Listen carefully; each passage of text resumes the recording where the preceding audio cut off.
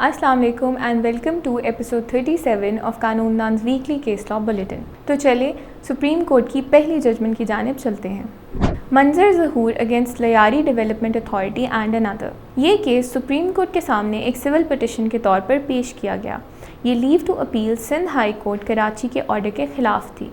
इस केस में पिटिशनर ने सर्विस रिकॉर्ड में अपनी डेट ऑफ बर्थ चेंज करवाने की कोशिश की, लेकिन उनकी ये रिक्वेस्ट एक ऑफिस ऑर्डर के थ्रू डिक्लाइन कर दी gई। पिटिशनर ने इस ऑफिस ऑर्डर को एक कॉन्स्टिट्यूशनल पिटिशन के थ्रू चैलेंज किया, जिसे सिंध हाई कोर्ट ने डिसमिस कर दिया और जिसके खिलाफ ये present leave to appeal file की गई। इस केस के फैक्ट्स पर कोर्ट के सामने दो मेन इश्यूज थे। पहला इशू ये था कि क्या एक सिविल सर्वेंट एक बिलेटेड स्टेज पर या अपनी रिटायरमेंट से बिल्कुल पहले सर्विस रिकॉर्ड में अपनी डेट ऑफ बर्थ चेंज करवा सकता था। इस इशू पर कोर्ट ने कहा कि 2015 SCMR 456 के तहत कोर्ट ने ये होल्ड किया कि सिविल सर्वेंट की डेट ऑफ बर्थ में करेक्शन का तरीका civil servants appointment promotion and transfer rules 1973, जो कि सिविल सर्वेंट्स की टर्म्स ऑफ एम्प्लॉयमेंट में शामिल हैं और जिसकी वजह से वो एक सिविल सूट फाइल नहीं कर सकते।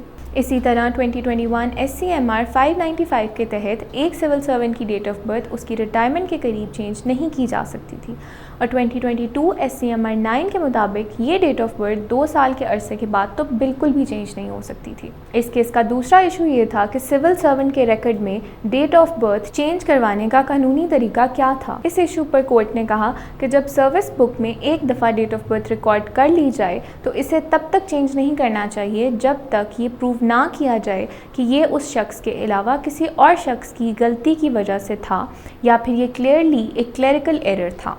इसके अलावा रूल्स के मुताबिक किसी भी ऑफिसर को तब तक रिकॉर्ड में डेट ऑफ बर्थ चेंज नहीं करनी चाहिए जब तक government servant Sindh civil servant manual के रूल 167 के तहत अपनी सर्विस बुक खोलने के 2 सालों के अंदर अंदर डेट ऑफ बर्थ चेंज करवाने की एप्लीकेशन ना दे। इस रूल का सबसे अहम हिस्सा ये था कि अगर कोई ऐसी एप्लीकेशन 2 साल बाद सबमिट करवाई जाए तो डेट ऑफ बर्थ सिर्फ गवर्नमेंट के ऑर्डर्स पर चेंज होगी। इसके अलावा अगर ये बात साबित हो जाए कि सर्विस रिकॉर्ड में डेट ऑफ बर्थ लिखते वक्त सिविल सर्वेंट के पास वो सबूत थे जिसकी बेसिस पर वो सही डेट ऑफ बर्थ लिखवा सकते थे, तो डेट ऑफ बर्थ चेंज नहीं करनी चाहिए।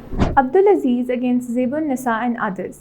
ये CPLA डायरेक्टेड है against the judgement passed by the Lahore high court Rawalpindi bench in civil division. Supreme court के सामने इश्यूज़ ये थे कि एक इलिटरेट और इग्नोरेंट वुमेन की ट्रांजैक्शन के हवाले से क्या रूल्स अप्लाई होंगे। दूसरा ये कि कोर्ट की क्या ड्यूटी है जब वो एक ऐसे डॉक्यूमेंट के साथ डील करें जो एक पर्दानशी या इलिटरेट लेडी ने एग्जीक्यूट की हो।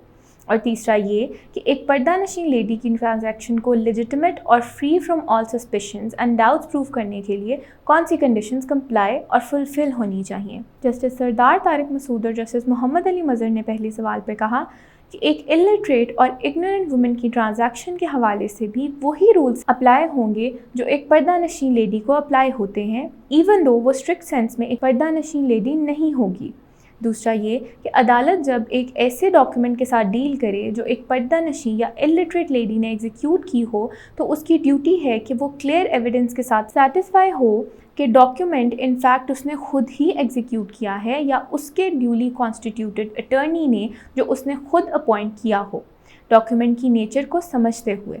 और तीसरा ये कि एक पर्दानशीन लेडी की ट्रांजैक्शन को लेजिटिमेट और free from all suspicions and doubts prove करने के लिए जो कंडीशंस कंप्लाई और फुलफिल होनी चाहिए वो फुल पीर शाह अगेंस्ट हफीज़ा फातिमा के केस में बताई गई हैं। मसलन नेचर ऑफ डॉक्यूमेंट के हवाले से उसकी अवेयरनेस, इंडिपेंडेंट एडवाइस, विटनेसेस का कॉन्फ्लिक्ट ऑफ इंटरेस्ट ना होना, सेल कंसिडरेशन का ड्यूली पे और रिसीव होना etcetera. Nasir Mahmood against Nasir Iqbal and another's. इस केस के फैक्ट्स पर पिटिशनर ने स्पेसिफिक परफॉर्मेंस के ज़रिए एक सूट फॉर पोजेशन फाइल किया, जबकि रिस्पॉन्डेंट नंबर 1 ने एक एप्लीकेशन फ़ाइल की जिसके मुताबिक इस सूट को सेल्स कंसिडरेशन पे ना होने की वजह से डिसमिस हो जाना चाहिए था। इस पर पिटिशनर ने फिर से एक एप्लीकेशन फ़ाइल की जिसके ज़रिए वो ट्रायल कोर्ट में बाकी सेल्स कंसिडरेशन डिपॉजिट करवाना चाहते थे और इस एप्लीकेशन के अलाउ होने के बावजूद वो वक्त पर सेल्स कंसिडरेशन डिपॉजिट ना करवा सके। कोर्ट के ऑर्डर के साथ कंप्लाई करने की वजह से पिटिशनर की एप्लीकेशन के उन्हें कंसिडरेशन डिपॉजिट करवाने के लिए और टाइम दिया जाए डिसमिस कर दी गई और इसीलिए पिटिशनर ने ये पिटिशन फाइल की। इस केस के फैक्ट्स पर कोर्ट के सामने 7 मेन इश्यूज़ थे। پہلا ایشو یہ تھا کہ کیا ٹرائل کورٹ پٹیشنر کے کسی پرانے ایکٹ یا اومیشن کی بنا پر سی پی سی کے آرڈر 17 رول 3 میں دی گئی پینل پروویژن کو انووک کر سکتا تھا، اور کیا اس پروویژن کو انووک کرتے وقت کورٹ پر کوئی پابندی تھی۔ اس ایشو پر کورٹ نے کہا کہ جب ٹرائل کورٹ سی پی سی کے اس سیکشن میں موجود پینل پروویژن کو انووک کر رہا ہو تو وہ پٹیشنر کے کسی بھی پرانے ایکٹ یا اومیشن کو ریفر نہیں کر سکتا۔ اس کے علاوہ کورٹ نے کہا کہ اس بات میں کوئی ڈاؤٹ نہیں کہ اگر کوئی پارٹی کورٹ کے آرڈر کے ساتھ کمپلائی نہ کرے تو کورٹ آرڈر 17 رول 3 کی پروویژنز کو انووک کر سکتا ہے۔ البتہ یہ کرنے سے پہلے کورٹ کو اس بات پر کنونس ہونا چاہیے کہ پارٹی نے آرڈر کے ساتھ کمپلائی کرنے کے لیے ریزنیبل ٹائم لے لیا ہے۔ اس کیس کا سیکنڈ ایشو یہ تھا کہ کورٹ آرڈر کے ساتھ کمپلائی کرنے کے لیے ایکسٹرا ٹائم دیتے وقت کیا کوئی خاص سرکمسٹانسز کنسیڈر کرتا ہے۔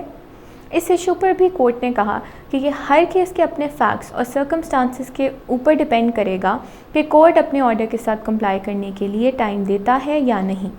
اس کیس میں کورٹ کے سامنے تھرڈ ایشو یہ تھا کہ کیا کورٹ کے لیے یہ لازمی ہے کہ وہ کنسالیڈیٹڈ سوٹس کا فیصلہ اکٹھے سنائے۔ اس موضوع پر کورٹ نے کہا کہ یہ ایک سیٹل بات ہے کہ جب کوئی کمپیٹنٹ جورسڈکشن کا کورٹ سوٹس کو کنسالیڈیٹ کرے تو جب تک وہی کورٹ ان سوٹس کو کسی مخصوص وجہ پر دوبارہ الگ نہ کرے تب تک ان سوٹس کو اکٹھے ہی ڈیسائیڈ کیا جائے گا۔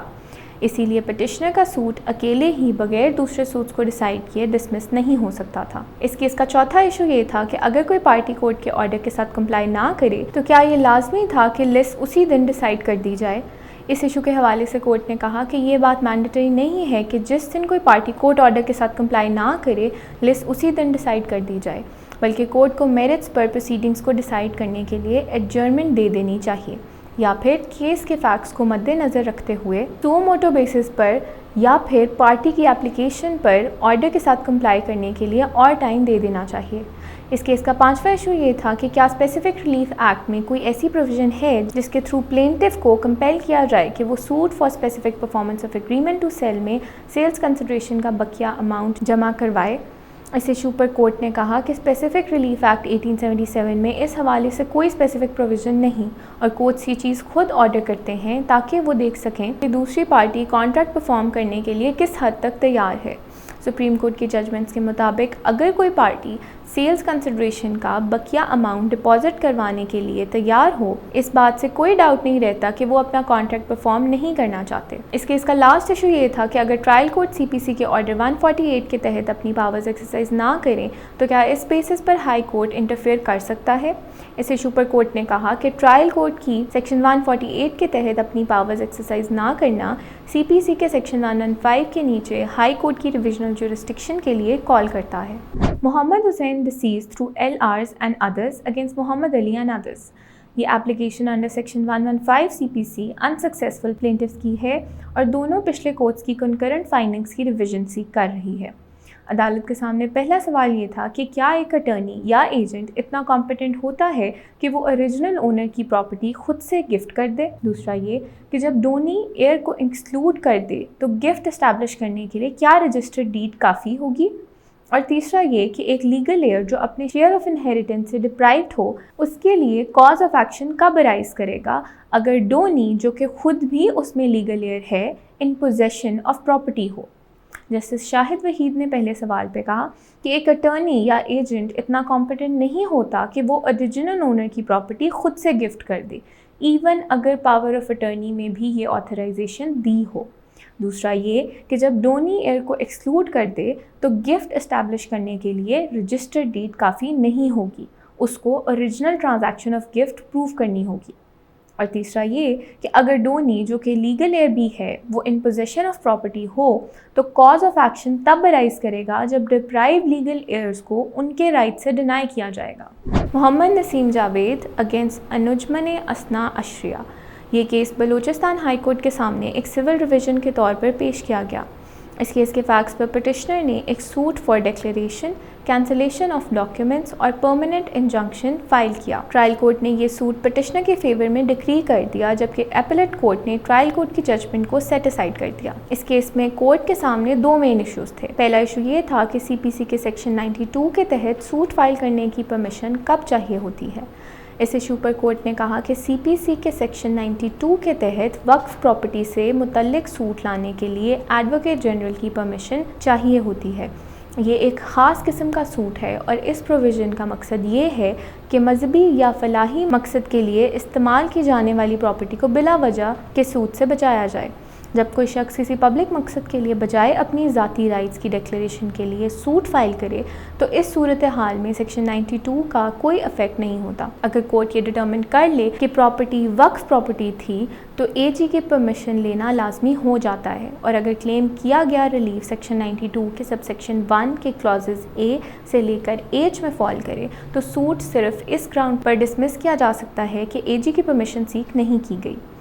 اس کیس کا سیکنڈ ایشو یہ تھا کہ کورٹ اپنی ریویژنل جورسڈکشن میں ٹرائل کورٹ کی فائنڈنگز آف لا کو زیادہ امپورٹنس دے گا یا ایپلیٹ کورٹ کی۔ اس ایشو پر کورٹ نے کہا کہ ریویژن جورسڈکشن میں 2013 SCMR 1300 کے مطابق بھی ایپلیٹ کورٹ کی فائنڈنگز آف فیکٹ کو ٹرائل کورٹ کی فائنڈنگز پر ترجیح دی جاتی ہے۔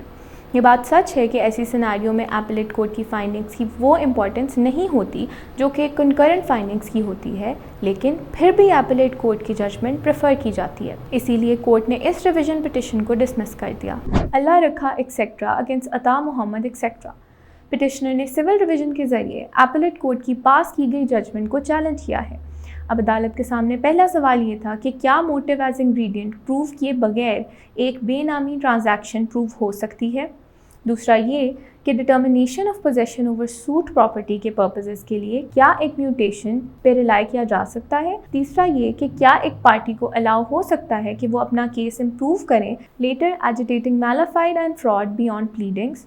اور آخری یہ کہ ریڈیمپشن آف مارٹگیج پراپرٹی کے کیسز میں پریلیمنری ڈکری پاس کیے بغیر کیا فائنل ڈکری پاس ہو سکتی ہے؟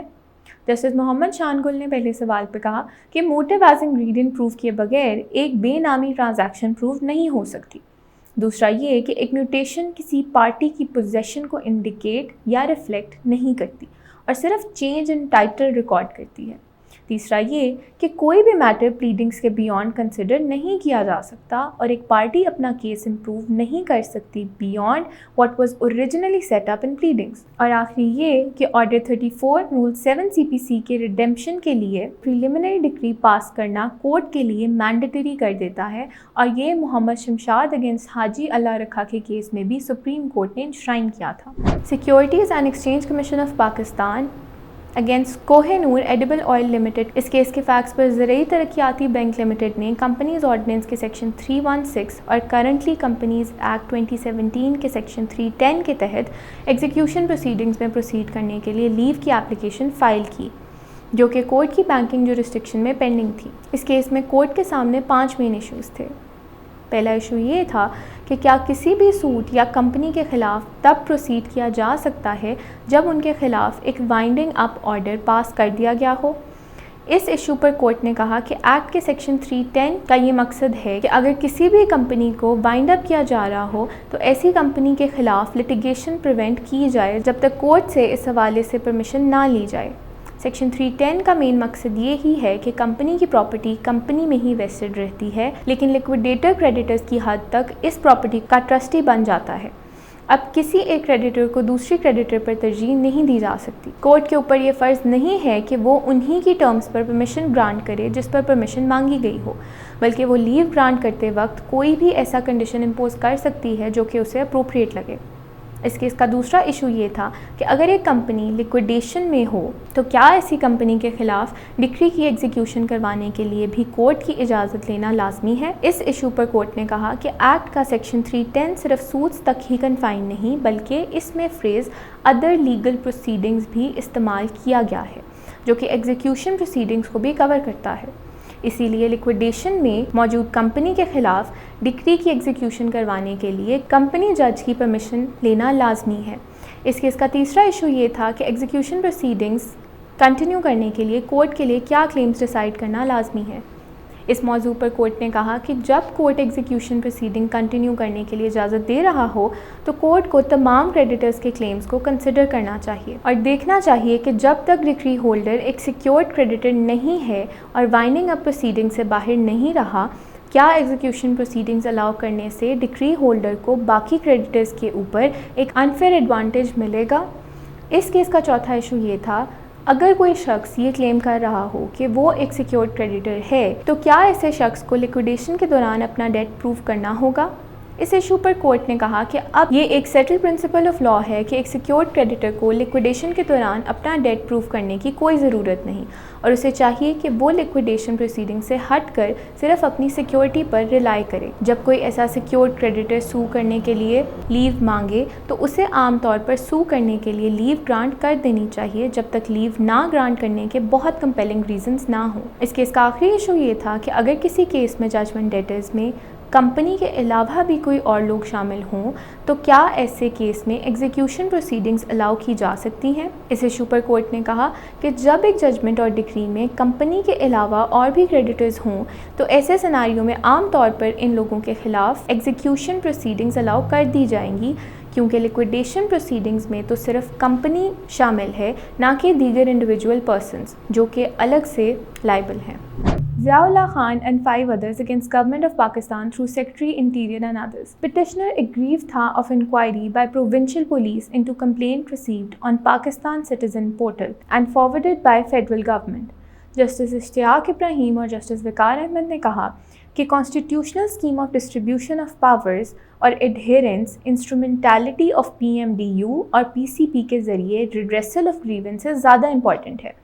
हाई कोर्ट ने पाकिस्तान सिटीज़न पोर्टल की इनिशिएट की हुई प्रोसीडिंग्स को क्वाश कर दिया क्योंकि वो exclusive domain of the provincial authorities के अंदर फॉल करती थी और जो लोकल पुलिस ने पीसीपी की डायरेक्शन पे पिटिशनर के खिलाफ कंडक्ट की थी वो भी अनलॉफुली इनिशिएट हुई थी, लिहाजा पिटिशन अलाउ हो गई। Shell Pakistan limited against additional district जज इस्लामाबाद। इस केस के फैक्ट्स पर पिटिशनर शेल ने रिस्पोंडेंट नंबर 2 के साथ एक फ्रेंचाइज एग्रीमेंट किया जो कि बाद में उन्होंने टर्मिनेट कर दिया। इस एग्रीमेंट की टर्मिनेशन के बाद रिस्पोंडेंट ने इस्लामाबाद में एक सूट फॉर डिक्लेरेशन फाइल किया, जबकि शेल ने सीपीसी के ऑर्डर 7 रूल 10 के तहत एक एप्लीकेशन फाइल की जिसके मुताबिक फ्रेंचाइज एग्रीमेंट के तहत दोनों पार्टीज़ ने कराची के सिविल कोर्ट्स की जुरिस्डिक्शन पर एग्री किया था। ट्रायल कोर्ट ने ये ऑर्डर पास कर दिया कि ये प्लेंट कराची में प्रेजेंट होनी चाहिए, जबकि एडिशनल जज ने ये कहकर ट्रायल कोर्ट की जजमेंट को सेट असाइड कर दिया कि क्योंकि ये सूट इमूवेबल प्रॉपर्टी से ताल्लुक़ रखता था इसे ट्राई करने की जुरिस्डिक्शन इस्लामाबाद के कोर्ट के पास ही थी, ना कि कराची के। इस केस के फैक्ट्स पर कोर्ट के सामने एक मेन इशू था, वो ये कि क्या एक फ्रेंचाइज एग्रीमेंट के तहत एक लाइसेंसी ये क्लेम कर सकता था कि जिस इमूवेबल प्रॉपर्टी पर उसे ये लाइसेंस ग्रांट किया गया है उसमें उसका एक प्रोप्राइटरी इंटरेस्ट है। इस इशू पर कोर्ट ने कहा कि 2018 YLR 2039 में भी जहां पेट्रोल पंप की कंपनी और लैंड के ओनर के दरमियान एक लीज एग्रीमेंट था तो वो लाइसेंसी जिसे उस जगह पर फिलिंग स्टेशन ऑपरेट करने की इजाज़त दी गई थी उस लैंड में कोई भी इंटरेस्ट नहीं रखता था। कोर्ट ने 1999 MLD 1870 को भी साइट किया और कहा कि लाइसेंसी के पास प्रॉपर्टी को महज यूज़ करने की इजाज़त होती है और जहां लाइसेंसी की ज़मीन के लैंडलॉर्ड और टेनेंट की प्रॉपर्टी में प्रिविटी ऑफ कॉन्ट्रैक्ट ना हो तब तक लाइसेंसी उस लैंड में कोई राइट क्लेम नहीं कर सकता। इस केस के फैक्ट्स पर भी लाइसेंसी का प्रॉपर्टी में कोई इंटरेस्ट नहीं था और क्योंकि शेल के ऑफिस कराची और इस्लामाबाद दोनों जगहों पर थे, ये सूट दोनों जगहों पर ट्राई हो सकता था। Abdul Rahman against the state. Accuse जो व्हीकल चला रहा था उससे पाकिस्तान कोस्ट गार्ड ने 100 किलोग्राम चर्स बरामद की। ट्रायल कोर्ट ने पाकिस्तान कोस्ट गार्ड्स की कंडक्ट की हुई इन्वेस्टिगेशन की बेसिस पर एक्यूज़ को कन्विक्ट किया और लाइफ इम्प्रिजनमेंट सुनाई। जस्टिस नज़र अकबर और जस्टिस जुल्फ़िकार अहमद खान ने कहा कि कंप्लेनेंट ने कोई एक्सप्लेनेशन नहीं दी कि उसने हाईवे पेट्रोल के किसी भी ऑफिशियल को क्यों नहीं रिक्वेस्ट की कि वो एक्यूज़ की सर्च और अरेस्ट के विटनेस बने। Section 25 of control of narcotic substances act 1997 की प्रोटेक्शन के लिए प्रोसिक्यूशन को जस्टिफाइड रीजंस देने थे, वरना सेक्शन 103 CRPC की नॉन कंप्लायंस फेटल थी। इंक्वायरी फॉल्टी थी और corroborative एविडेंस जो एक्यूज्ड को चर्च के साथ कनेक्ट करे वो लैक कर रहा था। Section 76 of control of narcotic substances act के नॉन ऑब्स्टेंट क्लॉज की मौजूदगी में एनीथिंग डन और purportedly to have been done by Pakistan Coast Guards in the name of powers already available to them under Pakistan Coast Guards Act 1973 while performing functions under Section 21(1) of Control of Narcotic Substances Act in excess of powers था under notification SRO number 787/2004। High court ने conviction set aside कर दी और appeal allow कर दी। और इसके साथ ही आज का बुलेटिन यहीं ख़त्म होता है। आपसे मुलाकात होगी इंशाल्लाह अगले हफ्ते कुछ नए केसेस के साथ।